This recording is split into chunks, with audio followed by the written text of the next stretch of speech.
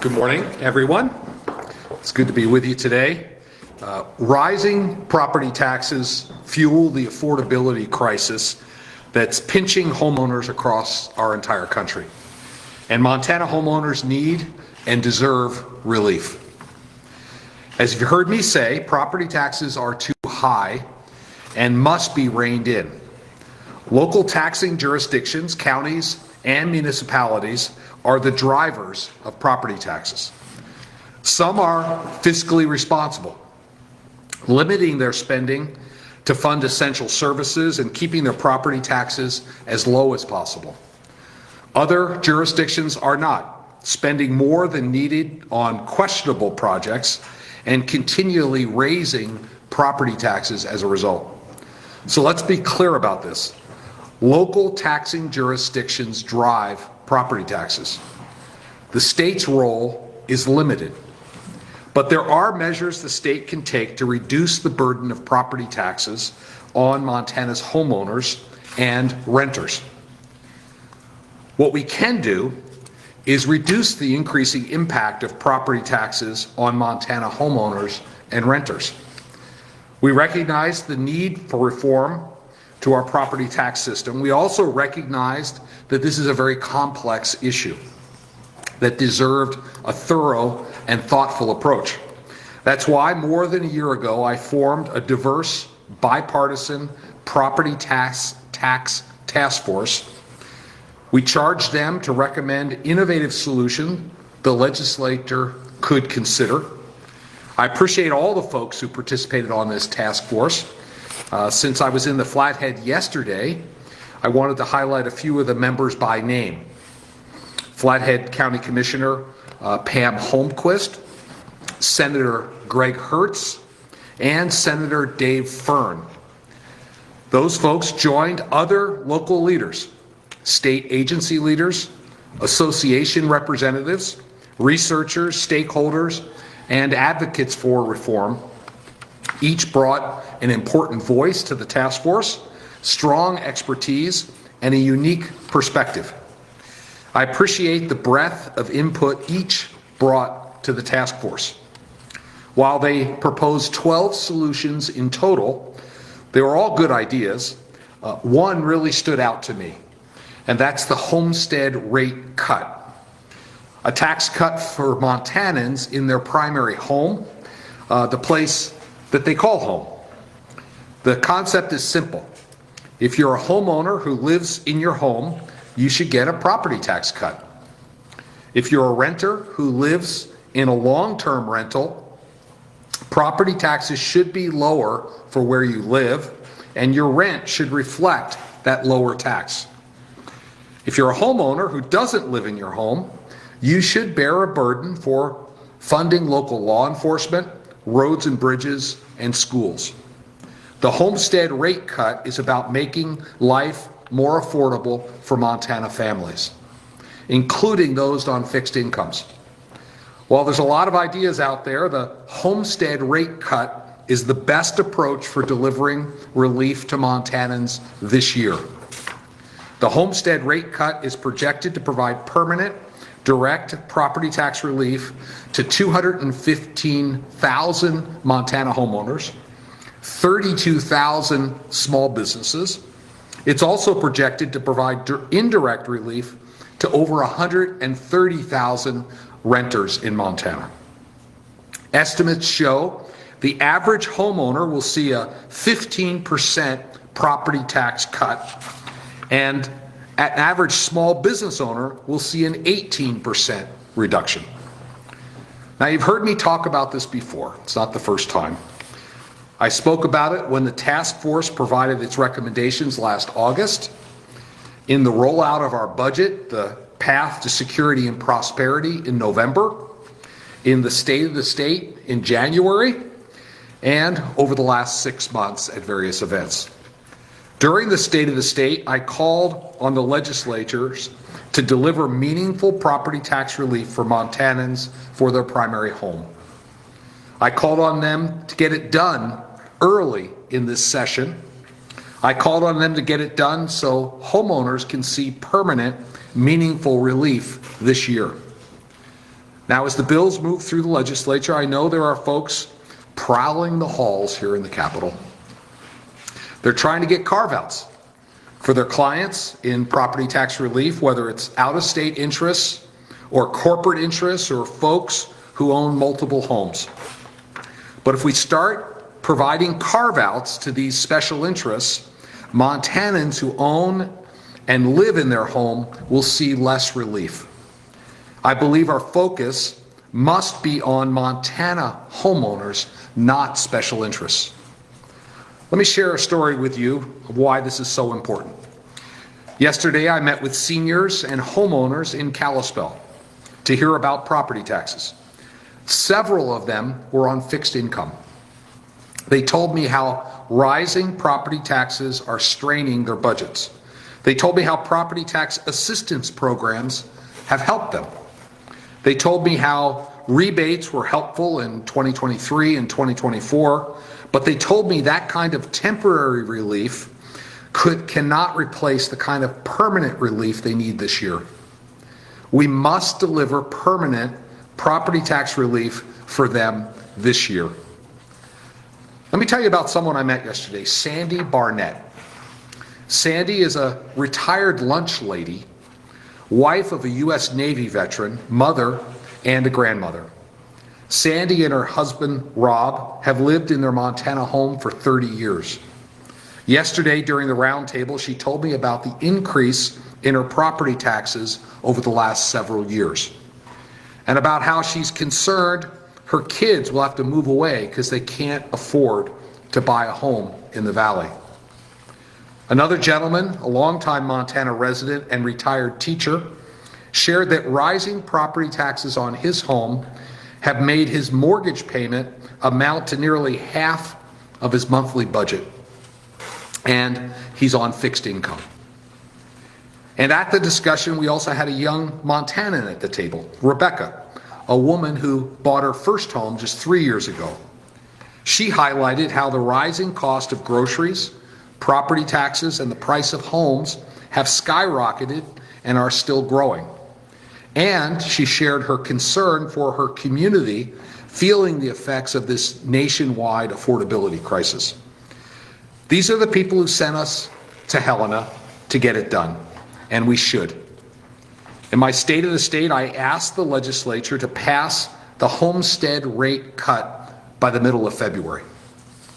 Now, I always knew that would be a somewhat ambitious timeline, but the Department of Revenue needs some time to implement this rate cut for Montanans so it takes effect this year in 2025. Thankfully, we're making progress. The homestead rate cut is making its way through the House now. Less than 2 weeks ago, it cleared the House Tax Committee. Last week, it cleared the House for the first time on a broad bipartisan vote. And this week, they held discussion on the bill in House Appropriations Committee, and we're hopeful to see executive action will be taken this week, which would send it over to the Senate. And I want to thank all of the legislators who recognize the importance of getting this done for Montanans. We must continue to boldly address the problems facing hardworking Montanans, the problems facing Sandy and Rob Barnett, the problems facing Montana seniors who are on fixed income, and those who may have just bought their first home, and all Montanans just trying to make ends meet. We must keep folks like them in the forefront of our mind, not Californians who happen to drop in here a couple times a year to ski near their second home, but the Montanans who elected us to deliver meaningful relief this year. I'm confident that by working together, we can get it done. And with that, I'd be happy to open it up for questions. I would remind folks, please, for the benefit of everybody listening on the Facebook Live, please state your name and your news outlet. Who would like to go first? Shaylee. Shaylee Rager, Montana Public Radio. I know 231 passed housing second reading. House also against HB 155, Representative Thames bill, which is somewhat similar but different to the homestead exemption. I'm curious if you have thoughts, if the legislature decides to advance that one instead, do you have concerns about that bill?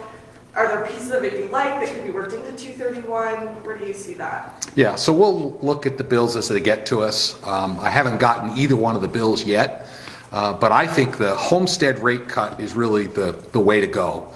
So we're looking forward to getting that out of the House and through the Senate. Yes? Blair Miller newspapers. Yesterday, well, I guess today, there's 4 MEPA bills that are poised to pass either the House or Senate. I know obviously you like to look at all the bills as they reach your desk, but is there anything, that you've been looking at since the Held decision came down in December that's a must-have in those kind of bills? Yes, the question is really about these 4 MEPA bills. I think there's 3 in the House, 1 in the Senate. Where do we stand on those? Because of the Held decision, the court clearly said we need more clarity so that DEQ can do their job. There's been some heavy lifting. I complimented majority leadership in our meeting this week on the work they've done on those bills. I'm looking forward to getting it to my desk. It was a collaborative effort by state agencies as well as the legislature. And I think those bills will give us the clarity. In the end, I have to make my decision when I see the final text, but we're supportive of them. Yeah, Jonathan. Jonathan Andarian from Montana Television Network. Governor, you have previously told us that you're open to renewing the Medicaid expansion program, that you want some work done on the work requirements and things like that. But at the moment, the bill that seems to be moving through is more or less a clean removal of the sunset date. Is that something that you're open to if that indeed reaches your desk? Yeah, so thank you, Jonathan. Questions about Medicaid expansion renewal. We've put it in our budget. The current language in the bill includes work requirements. We have not been able to implement them because of the administration in Washington. We need a waiver from the feds to actually do that. So again, we'll look at the final bill. It's a safety net we need to have, but we also have to make sure the people that get in the safety net doesn't cause the safety net to collapse under its weight. So we believe that able-bodied adults should be working or looking for work if they're going to be on the program. Yes? Yeah, Zeke Lloyd, Montana Free Press. So we saw Lieutenant Governor testify in support of House Bill 121 repeatedly. If you sign it into law, how will you direct state agencies to verify a person's chromosomes and reproductive biology if someone makes a complaint about improper public bathroom use? Well, I was pretty clear in the state of the state. I think men should stay out of women's bathrooms. I think that's common sense. It's kind of funny you'd even ask the question because for so long it was never really hard for us to know who was a boy and who was a girl. I think we can go back to common sense. It'll be pretty easy to figure out. Yes, Shaylee. I guess I'd like to follow up on that. Do you have suggestions for how local governments, they're going to be on the hook for liability on this? Have you talked with local leaders about how they should enforce that bill? Well, I mean, with any bill, there's a process to get it implemented, but there's a number of accommodations that could be done, by local municipalities. There's a lot, again, common sense can prevail here, but I think the bottom line is we don't want men in women's bathrooms. When you say accommodations, is that like another bathroom or adding? I mean, many facilities don't even have 2 bathrooms. They have a unisex bathroom that's private, and that solves the problem. So there's things people can do. Other questions? Paul Green announced his departure from the Governor's Office, from the Department of Commerce this morning. Anything you wish to say about that? Yeah, Director Green did a great job at Department of Commerce. In his resignation to me, he expressed a desire to spend time with family. He had some obligations there he needed to take care of. I've appointed Mandy Rambo as acting.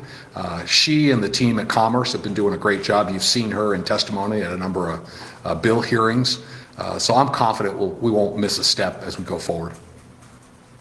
Yeah. Just to follow up on that, the previous director left amid kind of a cloud of suspicions with spending. I'm curious if there's anything similar in the Paul Green situation. I am really, Paul Green did a great job at Commerce. I was disappointed to see him leave, but he made the decision to spend more time with family, and that's the whole deal. Jonathan? Yes, Jonathan and Barry again. It is my understanding that it's not maybe been introduced yet, but that Representative Oplander and Representative France are going to propose a local option sales tax to be potentially put before a county voter as a way to address property taxes on the local level. And I was curious, obviously you haven't seen the bill yet, but I was curious if you had any broad feelings on that as an idea at this point.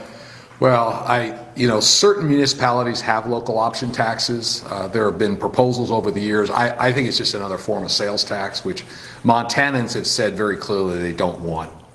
So it's not going to be, we'll have to see the final bill. I'll consider anything I get.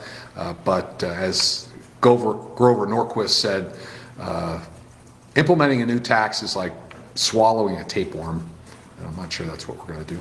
Do we have any online questions? Not this time. Okay. Anybody else? Yes.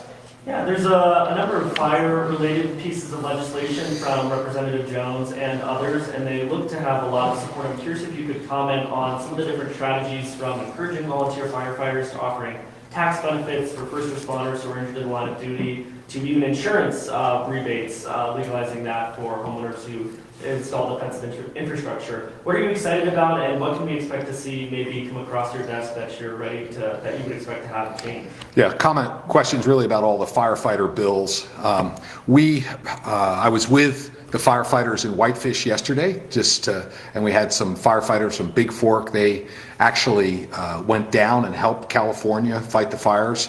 Firefighters are heroes in our communities. We rely on them. They show up on our worst day. We need to do what we can to make sure that they are properly compensated, that the risks associated with the work that they do are taken care of. So I'll look forward to seeing those bills when they get to my desk. Yes, Shaylee. Another question on property taxes.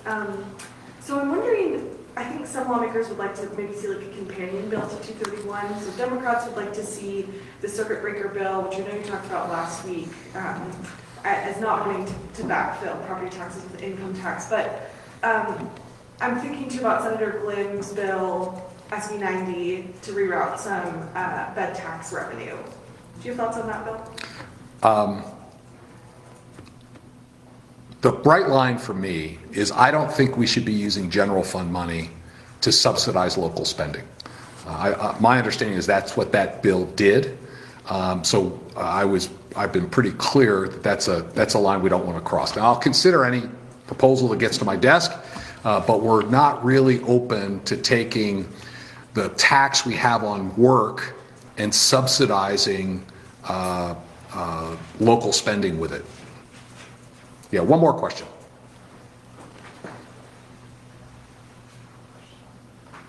Well, hearing none, thank you so much. We'll look forward to seeing you again next week. Thank you.